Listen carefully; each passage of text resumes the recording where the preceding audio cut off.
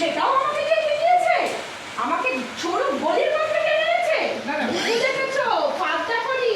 না, আমি বলছিলাম যে আপনি আসতে গেলেন কেন, শুধু শুধু কষ্ট করে। আমি তো বলেছিলাম যে আমার একটু সুবিধা হলে আপনাকে নিজে গিয়ে টাকাটা দিয়ে আসবে। ইউ 1.5 বছর সময় দিয়েছি, এখন শুনবে? আপনার স্বামীর মতো আসামি আমি খুব কম দেখেছি।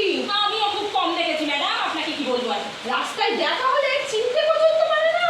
সে আর কি বলবেন, মাঝে মাঝে তো কাউকেই চিনতে পারে না, এমনকি আমাকেও না। চিনিয়ে দেবো, শিওর পানিশমেন্ট থেকে ছাড়িয়ে আনবো। দত্ত মজুমদারের উকিলকে তুলে আছাড় মেরে নির্ঘাত জেল যন্ত্রণা থেকে বাঁচিয়ে আনলাম। কেন বাঁচাতে গেলেন ম্যাডাম? তোর তো ভাবি টেনে শয়তান পুরনো, এই বয়সে যদি একটা লোকের দৌড় করে ক্রিকেট বল খেলতে যায় তার কি হবে? খেলা? What do you mean by খেলা? রেগুলার পিটাপিটি করেছে, দত্ত মজুমদারের প্রাইভেট প্যাসেজে রেগুলার বল পিটেছে। ইজ দিস খেলা? Your husband an adult of 31।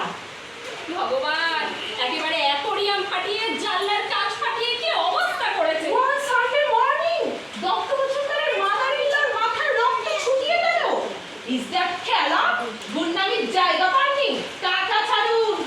টাকা আজকে আমি টাকা কোথায় দেবো? আমার টাকা নেই, আপনি বিশ্বাস করুন ম্যাডাম, আমি পুয়ার ম্যান, আমার টাকা পয়সা কিচ্ছু নেই। ভুলে গেছে, আমাকে ভুলে গেছে। ইচ্ছে করলে 10টা কেসে ফাঁসিয়ে দিতে পারি। আমার মুখামিষ্টি মিক্সির চাক্ষু আমিও কিছু কম দেখিনি। ইন মাই লাইফ বহু দেখেছি। আজ ওর নামে কেস করে লক আপে ঢোকাবো। আজকে ম্যাডাম, আজকে দিতে একটু বাকি হয় না? মানে বলছিলাম যে দেখুন, আপনার তো কত টাকা, আমার মতো একটা গরিব মানুষ, তার কাছে 2000 টাকার জন্য আপনি 2000?